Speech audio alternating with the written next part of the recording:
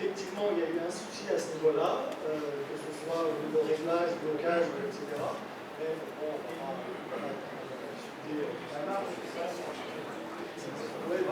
c'est pas l'eau, je m'excuse d'avoir généré ce comportement.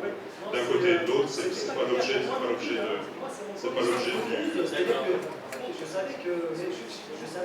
Mais je redis bien au public, le peu que vous ne soyez pas averti, que c'est extrêmement important par rapport à son risque et de calculer la taille de la position.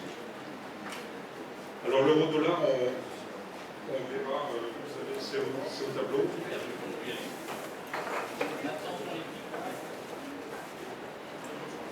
Donc je me dis qu'il est un petit peu difficile de dire ça va être un 15 ou un 0,8.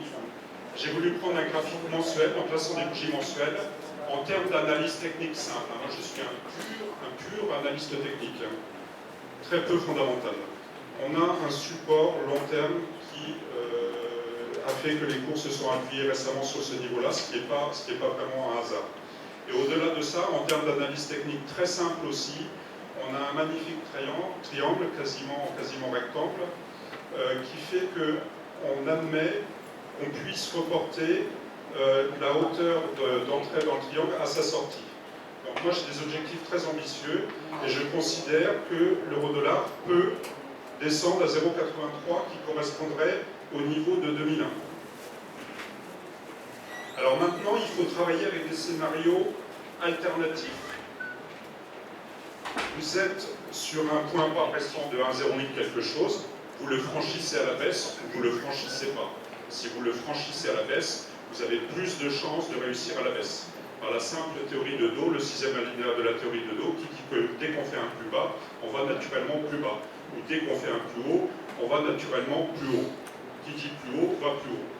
Si on franchit ce point bas restant à 0,8, il faut aller plus bas avec le marché. Entre-temps, c'est vrai qu'en court terme, on est plutôt dans un trading range, on ne sait pas exactement ce qu'on fait. On ne sait pas exactement ce qu'on fait, c'est un peu plus difficile. Je crois que j'ai un autre slide sur l'euro-dollar, mais ça ne va pas nous apporter. C'est la méthode des indices de devises, dont vous parlera beaucoup mieux que moi, monsieur David Furcache, qui l'a mis en avant en France ici.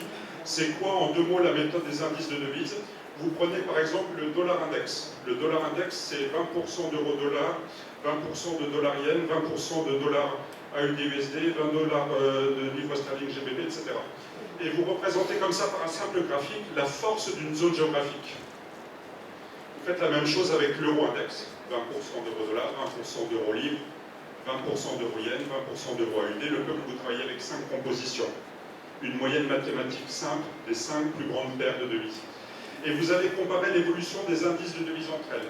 Je vous invite, si vous voulez débuter sur le Forex, à vous intéresser de très près cette méthode, parce qu'elle est source de très grande satisfaction. Par exemple, quand l'USD index croise à la baisse, ou réciproquement l'euro-index, l'USD devient fort pendant que l'euro-index devient faible. Vous avez toutes les chances de réussir en vendant l'euro-dollar. Vous avez une grande probabilité de réussite. Donc il y a plusieurs sociétés sur le marché qui proposent cette solution-là. Il y a Watata, il y a IWF 360, et on peut trouver un peu ça sur le net. Et si vous débutez sur le Forex, je vous invite à commencer avec ça, c'est très intéressant. Avec ça, dans l'état actuel des choses, on ne peut pas dire grand-chose.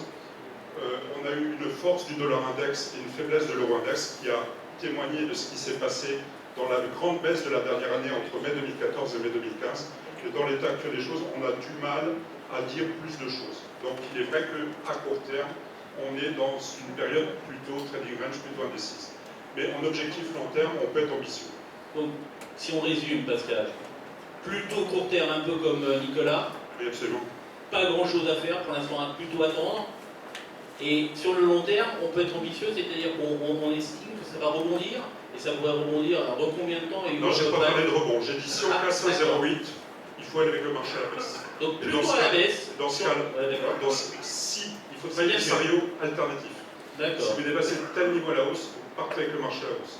Si vous dépassez tel niveau à la baisse, vous partez avec le marché à la baisse, vous avez toutes les chances de réussir. Mais pour l'instant, tous les deux, vous ne mouillez pas trop, vous êtes plutôt tranquille, vous essayez plutôt de préserver les capitaux, vos capitaux, et pas trop tendance à... On essaye de traiter l'euro-dollar, quitte à me répéter, je vais essayer de le faire dans un sens ou dans l'autre, quitte à me répéter, je vais le faire dans un sens sens ou dans l'autre, mais avec une méthode de money management tout court, D'accord. avec un risque défini. Toi, Benoît, qu'on essaye pour que les gens soient bien clairs, tu étais quoi? Plutôt haussier, baissier, rappelle-moi?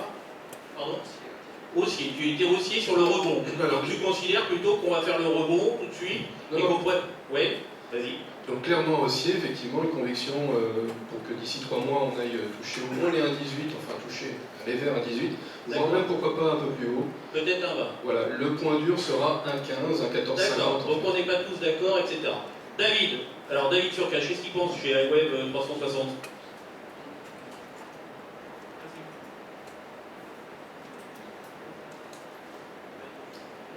Alors, bonsoir à tous.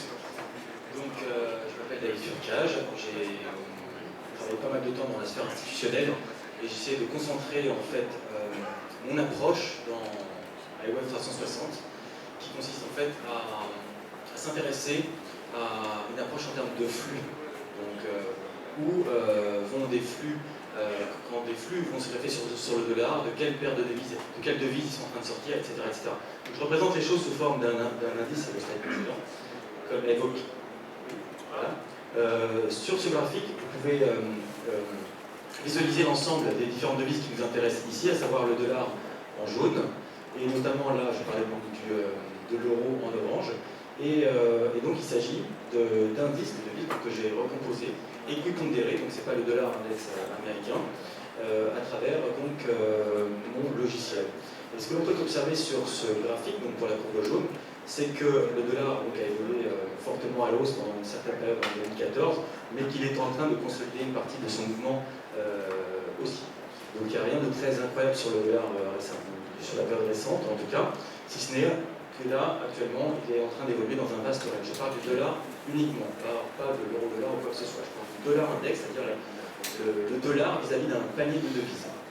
La courbe orange que vous pouvez visualiser ici, c'est n'est autre que l'euro. Et lorsqu'on était au salon de l'analyse technique en mars, j'étais en train de dire que l'euro, dans son mouvement baissier, était en train de ralentir. Ce qui devait indiquer d'ailleurs que l'euro-dollar pouvait rentrer en consolidation. Je vais y venir. En tout cas, ce que vous pouvez observer ici, c'est une vaste structure de ralentissement. Et depuis peu, en fait, l'euro index, donc l'euro contre un panier de devises, s'est repris et a marqué un nouveau sommet. Et qu'est-ce que l'on peut tirer qu'est-ce qu'on peut tirer de ce graphique maintenant? C'est que l'euro index se reprend, comme vous pouvez le visualiser ici, et le dollar index lui aussi se reprend. Quand l'euro index se reprend d'une part et le dollar index se reprend d'autre part, l'euro-dollar, quant à lui, qu'est-ce qu'il peut le faire? Ça le rend beaucoup moins sexy. D'accord? L'euro-dollar est actuellement en consolidation parce que si l'on considère le numérateur d'un côté, l'euro, et le dollar, à savoir le dénominateur, les deux évoluent dans le même sens. Les acheteurs de dollars achètent aussi de l'euro en ce moment.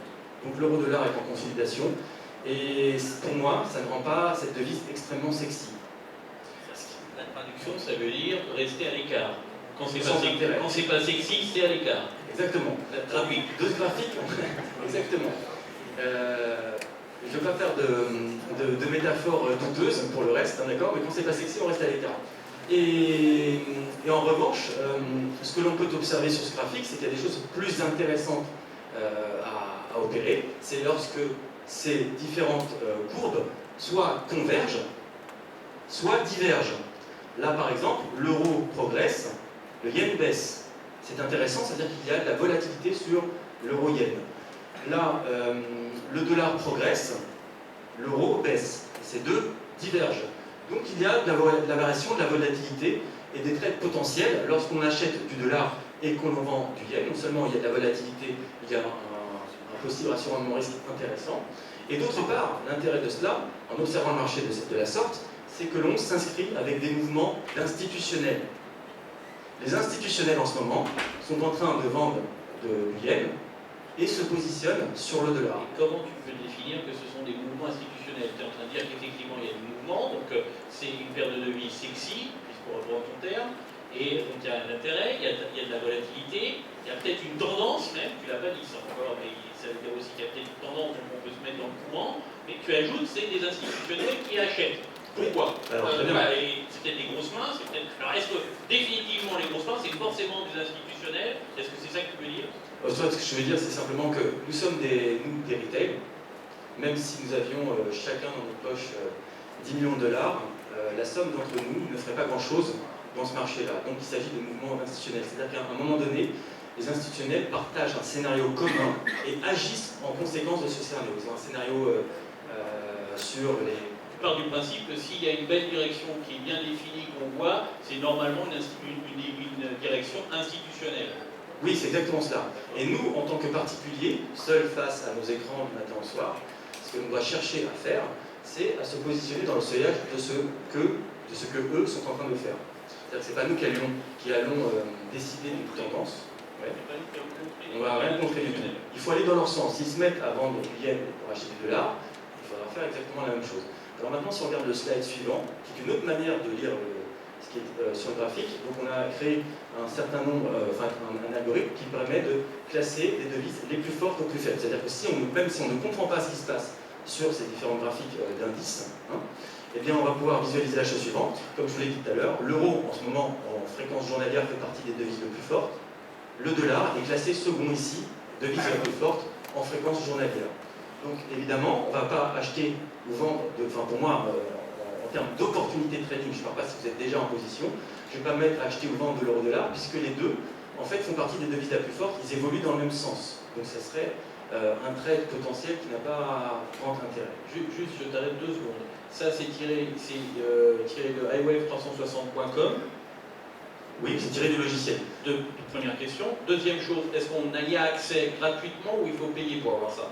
Alors, le logiciel iWave360, avec le flux Forex en temps réel, coûte à peu près 34,90 par mois. Donc si on va à Marseille, il faut quand même payer 34,90 par mois. Voilà, qui comprend l'accès. Est-ce qu'on peut faire une démonstration? Est-ce qu'il y a des possibilités de faire des démonstrations, d'avoir des possibilités en contactant iWave360? Oui, il y a un essai gratuit sur 10 jours. D'accord. On est à D'accord. Donc si ça vous intéresse, vous pouvez toujours vous connecter sur iWave360.com et voir avec David, essayer ce système, etc.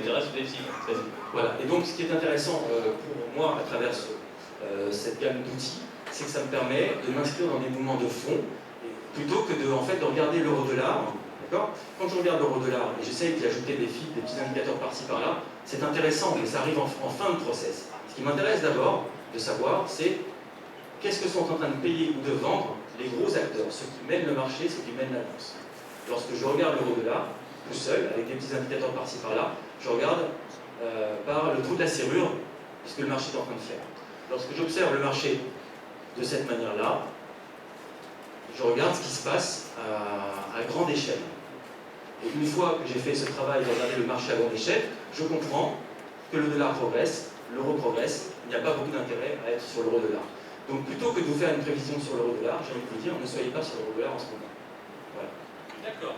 Donc, mais un peu, tu te retrouves un peu en cela, avec ce qu'a dit Nicolas et Pascal, dans le sens où sur l'eurodoll, c'était plutôt, pour l'instant, on attend, parce que toi tu trouves que c'est pas une opportunité de toute façon, en tant que devise. Alors ce n'est pas du tout au niveau graphique, ce n'est pas graphique, ta définition n'est pas graphique, elle est simplement que ces deux monnaies s'annulent l'une l'autre. Exactement.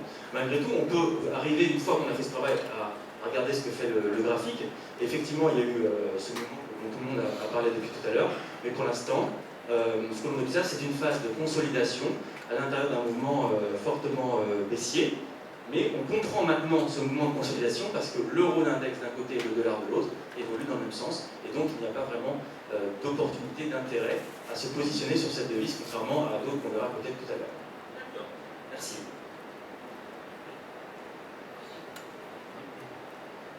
On peut peut-être ajouter tout simplement que quand on a deux monnaies comme ça qui sont très fortes, comme l'euro ou le dollar, on va aller chercher parmi les monnaies les plus faibles et puis trader des crosses.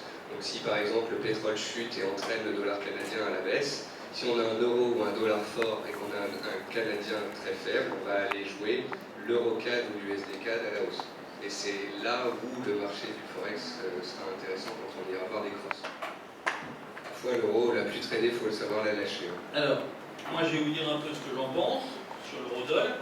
Alors l'eurodoll, a priori là on a une figure un peu de retournement, une sorte de tête-épaule, épaule, tête, épaule. On voit que ici, donc ça c'est un graphique mensuel, donc c'est très long terme.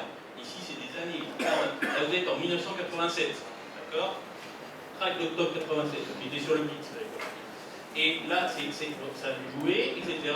Et là, tentative de repart, ici, consolidation, et on essaye de pointer vers la parité. Alors on a ici une sorte de tête-épaule de retournement. Moi j'avais dit depuis plusieurs années, si vous me suivez ou si vous venez régulièrement sur les comment ça s'appelle, sur les différents salons, j'avais une ABC. Alors pour ceux qui sont Elliott, et en plus c'est un cas rare, c'est un cas un peu compliqué, c'est ce qu'on appelle une ABCX ABC. Donc ABC, ABC, X, ABC. Donc on avait à peu près ici. Et donc, pour l'instant, ça se passe à peu près. Le rebond ici, on était ici, je me suis un peu trompé il y a 2 ans, où je pensais qu'il était fini ici, il a refait une tentative avant de glisser derrière. Donc, globalement, ça se passe plutôt bien. Maintenant, est-ce qu'il est fini? Donc, si on avait notre ABCX comme prévu, et qu'on aurait fini, a priori, ça laisserait supposer qu'on est haussier, qu'on repartirait très haussier. C'est-à-dire qu'on aurait grande phase de hausse, consolidation en ABCX, ABC, très consolidation, rephasing, ce qu'on appelle un rephasing en Elliott, c'est qu'on refait la correction, on refait le match, c'est pas suffisamment corrigé une première fois, donc on repart à la correction, et donc on aurait fini, maintenant on a fait la ABC, c'est fini. Le problème c'est ça, c'était vendu un peu rapidement, donc moi j'avais 1,05, j'avais un peu plus bas, pour l'instant on ne l'a pas touché, mais on est stoppé, donc pour l'instant, visiblement le marché est stop, et là, comme c'est du mensuel, c'est-à-dire qu'il stoppe depuis un petit moment. Donc, a priori, il y a une tentative de rebond. Ceux qui sont très long terme, ceux qui prennent qui jouent l'eurodoll de manière investisseur, c'est-à-dire qu'ils prennent des positions en tant qu'investisseurs et pas avec aucun effet de levier, pour l'instant, c'est plutôt baissier. Je ne pense pas qu'on arrivera à la parité à 1. La dernière fois, c'était en mars.